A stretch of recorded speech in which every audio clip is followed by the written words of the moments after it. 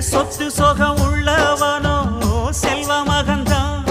அவன் பஞ்சு மெத்த போட்டிருந்தும் முழிச்சு ஏங்குறான். எது மற்ற பேர்களுக்கு ஏது கவலை? 4 காசு வச்சிருந்தா 100 கவலை. இங்கு ஆசை வச்ச நெஞ்சுக்கெல்லாம் அமைதி இல்லையே.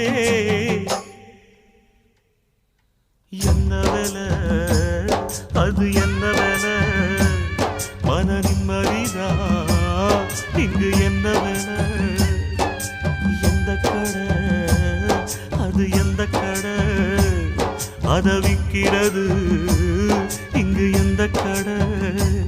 பணங்காசுதான் அள்ளி வீசிதான்.